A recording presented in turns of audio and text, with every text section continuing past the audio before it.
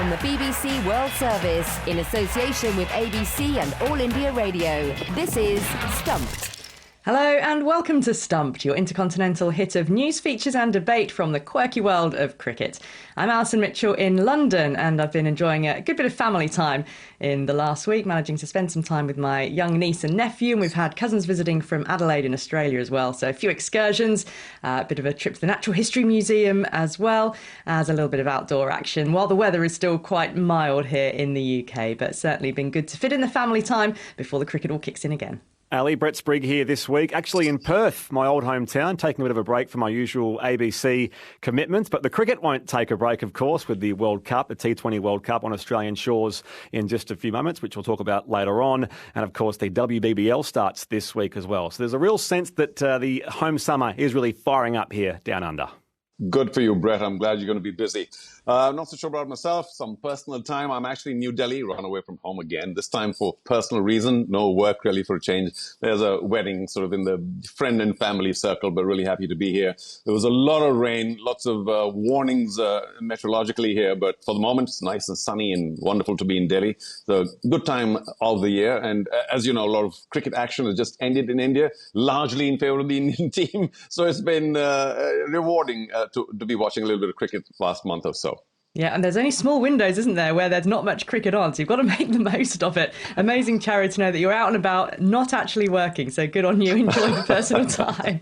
And Brett, great to have you with us as well. Of course, there is only one place that we're going to start and indeed focus on this week, and that is down under in Australia, because the men's T20 World Cup is finally getting underway. The group stage begins this weekend with the teams who have qualified automatically, then joining later on in the Super 12s. That's in a week's time. And that is when the host Australia will take on their nearest neighbours, New Zealand. Now, I've been speaking to the man who is officially the world's best T20 bowler, Josh Hazlewood. Now, he didn't play any T20 internationals between 2016 and 2020. He's been rather kept in cotton wool for the Test team, but he played a crucial role in Australia winning the last T20 World Cup in Dubai, and he is currently the number one ranked T20 bowler in international cricket. I caught up with him earlier and started by asking just how he's feeling about defending the title on home soil. Yeah, it's obviously exciting. Anytime you're playing cricket at home, but in particular, a World Cup event, I think I cast back to 2015 a lot of the time and try and remember how that sort of unfolded and, everything that had to do with that tournament, and was successful, obviously, in that as well. So I just remember the crowd at the MCG being, packed to the rafters for every game, in particular the opening game and the final as well. So, it's amazing atmosphere, and hopefully we can replicate something like that. Yeah, it's been a busy period in the lead up, hasn't it? Wins in the ODI series, with New Zealand and Zimbabwe, the T20 series victory against the West Indies, but then a couple of losses to India and England. So how do you sort of weigh up where the team is at the moment? Yeah, I think we're in a pretty good place. I think we're really, really close to, nailing the perfect game. We've had wins and losses in the last sort of few months in both formats, as you've mentioned, and we've had players in and out, and a lot of travel as well, which has been quite demanding. So sort of just been trying a few things here and there. And last night, probably most of our batters were back, and obviously most of our bowlers. So close to our number one team was back last night, and still trying a few different things here and there. And yeah, I think we're pretty close to a perfect game. So what do you believe your greatest assets have been in the way that you've developed, your own skills, particularly in this last 2 years, which has seen you, rise up to the top of the rankings? Yeah, it's probably, a lot of the time we're looking at stats and footage of players, and in particular batters, obviously, being in bowlers meaning different things. And a lot of the time it comes back to that hard length is a lower strike rate. But in saying that, it's sort of sequencing it with other deliveries to maximise the impact of those balls. So I think it's just about having all those deliveries in your arsenal, but it's just about when you're using them and how you're using them in order, I guess. And it gives you a bit more leeway on some deliveries if you're sequencing it with others. So yeah, it's a bit of a cat and mouse game out there with the batters, in particularly when I bowl, I guess, which is at the start and at the end. So it's good fun, and it's a good challenge, and I enjoy it. And you've mentioned the pre-planning, the analysis, watching footage, that sort of thing. I mean, there is so much available to you. What is the key to doing that effectively and being able to bring that into a game? Yeah, it's a good question. There's there's a lot of data. I guess the main thing that I look at is probably what works on the field we're playing on, the wicket we're playing on. So in particular, Canberra at the moment, what's the general statistics on that ground and what works? And then I guess you go into depth on the batters you're facing, in particular, the top six of each team. So it's where they like to hit the ball, what they don't like, and trying to put that all together in a package, I guess, and be ready for that. But again, I sort of get a really feel for it once I get onto the ground and bowling to that player and seeing how things are working, because every wicket's different we play on, and it's the mindset of the batter's different as well. So it's thinking on your feet as well. The experience that you've gained in T20 around the world, you obviously had success with Sydney Sixers, but you've had recent success in the IPL. What impact has the time that you've spent with Chennai Super Kings had on your own game development, would you say? Oh, it's been huge. I was with Chennai for 2 years, and then again with RCB last year.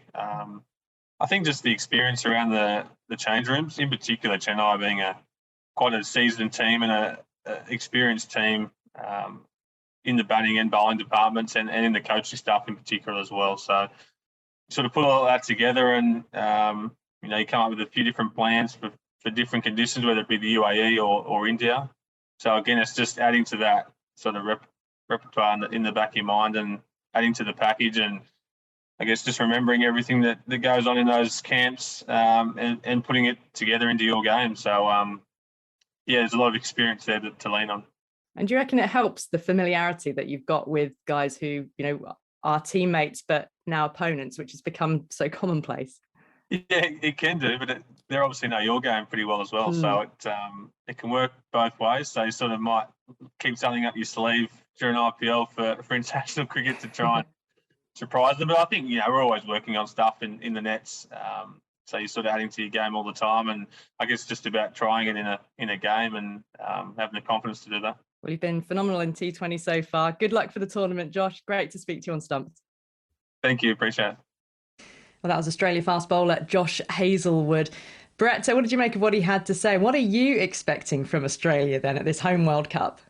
Look, the curious thing about the Australians is they haven't even though they are the defending champions, Ali, and they're at home, there isn't a great deal of stability in their lineup. We still don't know what the best Australian 11 is. And the pertinent question from a batting point of view is Steve Smith a part of it? The answer, it seems, is no. He's not. Australia's lineup now is very heavy on all-rounders, a la Mitch Marsh and Marcus Stoinis in that middle order, as well as where Cameron Green fits in there. But the really exciting thing is the emergence of 26-year-old phenom Tim David. Now, this is obviously, I think if you follow your cricket, you'll know who he is by now. Singapore-born, Perth-raised. He was playing World Cup qualifiers for Singapore only 3 years ago. Wasn't getting much of a game with the Perth Scorchers, went to the Hobart Hurricanes. Fast forward to now where he's the most expensive Aussie in the IPL. It's a great story, but his inclusion has only caused a bit of a selection headache. You just never quite know with tournament cricket as well. You still might see Steve Smith and Josh Inglis, for example, in those group games for the sake of rotation or the fact there are quite a few players out of form in that Australian team. I also observe their fielding, certainly compared to England in these most recent games happening at the moment, it's left a lot to be desired. So there are still a few questions around this Australian team. If nothing else, their bowling lineup is full strength, and as you chatted Josh Hazlewood there, Aaron Finch may change the new ball around a little bit. We saw that in this England series whereby Mitchell Starc wasn't taking the new ball, which is something he's done continually for the last 10 years. I expect the Australians will be there at the end. What about their neighbours, New Zealand, the team they beat in last year's final? What sort of shape are they heading into the tournament? Well, I saw them most recently here in Australia in the 50-over format. They were clean swept in the Chappell Hadley series by the hosts. Their form in the shorter format is more reasonable. They've only lost the 2 matches in this calendar year so far. Theirs is a team made up of experience, especially up top. You've got Martin Guptill and Kane Williamson. One of the world's in-form cricketers at the moment is Daryl Mitchell, their all-rounder. And I note he had a concern last week with a hand injury, but he has since been cleared for takeoff. Devon Conway is another, of course. He was in the Wisden top 5 last year, and he's also number 5 in the current T20 batting rankings internationally. With the ball, they're again very experienced with Trent Boult and Tim Southey. Boult was leading wicket taker of the fast bowlers last year, who was, I think, third overall. But don't discount Mitch Santner. He is, of course, the left-arm spinner. He's another one who, on his day, is a top 10 bowler in the world. Interestingly, New Zealand will have to face Australia in the first match of the Super 12, the tournament proper, if you like, at the SCG next week. That'll be a huge game, of course, given their recent history. But I think arguably a bigger game for New Zealand will come against England, which is their second last group game. And by that stage, we'll have a clear idea, I expect, of the semi-final picture. So it could well decide which of those goes through. And we know those teams as well, Ali, have had history in recent times in big games, New Zealand and England. So can't wait to see how it all sort of plays out in that group. But New Zealand looking pretty good as far as the T20 format goes. Feels as if New Zealand are sort of almost everybody's favourite, second team to win, other than your own country. If New Zealand were to finally lift a big trophy like that, then it would be a very popular winner for sure. Charu, last week we discussed how Jasprit Bumrah's injury would affect India. So just have a listen here. This is what Sunil Gupta had to say on the show. It's a blow, but it's not a devastating blow. I don't think it's a blow that India will not recover from. In fact, I think they can grow from strength to strength. We're seeing some new bowlers coming up. Frankly, if you ask me, if there's one cricketer that India will miss in the T20 World Cup, it is Jadeja. So he's saying Ravindra Jadeja, he's missing because of a water skiing accident, is a bigger loss than Bumrah. What do you make of that? In many ways, I agree. Because there is this new cliche in the world of cricket about three-dimensional players, and Ravindra Jadeja is all of that. He's a very clever bowler. Of course, we know he's a great finisher, match winner with the bat on occasion. And in the field, he's electrifying. I mean, either in the infield with those runouts or a catch, maybe in the outfield, one of those rockets that he sends back to the... So he's a very useful player without question. Bumrah, we can't expect much from the bat, but he is India's spearhead, no doubt about that. India's also struggling a bit, particularly at the death overs, with the faster bowlers. And Bumrah, we know, is one of the finest Yorker bowlers in the world, which is a very difficult skill. So I do think he will be missed. Maybe he hasn't had fabulous performances in the last year or two. He's also been out with injuries, in and out. So I just wonder what kind of form he would have carried into the T20 World Cup. But of course, now we won't know because he's not there at all. Yes, he will be missed. And yes, perhaps Sunil is right that Jadeja will be missed a shade more because he contributes in all departments. I mean, you always look at India and say, they've got to be right up there amongst the favourites. But, do you place them that high? Well, for a lot of people listening, I have no choice but to say yes. But I don't mean to be disrespectful. I think they are one of the finest teams in the world. I just think that they are a little underdone in the fast bowling department at this point of time. Don't have too many other worries, though. But I also feel that the Indian performance is far more affected by the conditions they play in. I don't think they play enough in Australia or down south, enough for them to take that in their stride. So they may be a little more harshly done because of the different conditions in Australia, and therefore slip from perhaps the number one team in other areas of the world or the Middle East elsewhere. I know they had that big Asia Cup reversal, but they are in the top four for sure. I do think because of this little confusion in the fast bowling department, and that's at least 12, if not more overs out of the 20, they will not be firm or clear favourites, sadly. You mentioned the Asia Cup. Of course, India didn't make the final of that tournament. That was contested between Pakistan and Sri Lanka. So just to talk about Pakistan for a moment, I mean, it's been a bit of a mixed time for them. They lost that Asia Cup final, then had the celebration of England's return to the country for the first time in 17 years, but then lost the T20 series 4-3. In your opinion, does this Pakistan side have what it takes to win a major tournament? Where do you place them? Absolutely. I think they're a very, very underrated team, if they're underrated at all. I know you talk about that narrow 4-3 loss in Pakistan, but, there was a lot of emotion running through the whole series. I think they have everything it takes. Maybe a bit of a hole in the middle order, because if the top doesn't work, Mohammad Rizwan, of course, the number one batsman in the world at this point in time, Babar Azam, the best, if you can make a differential between number one and the best. But that accounts for a terrific start. In the middle, they might struggle a bit, but you can't argue about their fast bowlers, especially if Shaheen Shah Afridi is 100%. Now, he's been out for a while. If he's in, he will love Australian pitches at 6'6". He can, bowl some very difficult lines and lengths as well. They've got Naseem, who is bowling really well. Haris Rauf, Benz is back. So they've got a very, very good fast bowling attack. They've got Shadab, who's the vice captain. They've got good spinners as well. So they're a nearly complete team. They've got just a bit of a hole in the middle in terms of the middle order bat, but I can't see why they would not be leading contenders for sure, despite the scores that you mentioned back in Pakistan in that England series. Is it time to talk about England, do you think?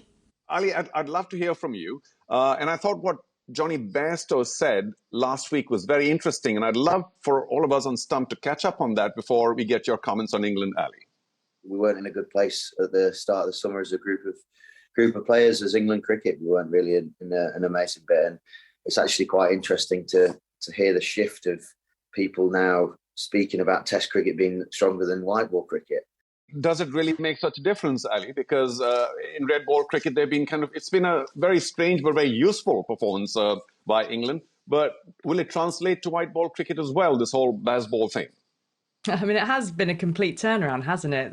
England were in the absolute depths during the Ashes, and red ball cricket was in the mire, and it's led to a complete review of the entire domestic structure in the UK. Whilst the white ball team were world champions, then suddenly Owen Morgan retires and steps away from the captaincy. Jos Buttler takes over, and they've got a new coach in Matthew Mott, and things are a little bit different.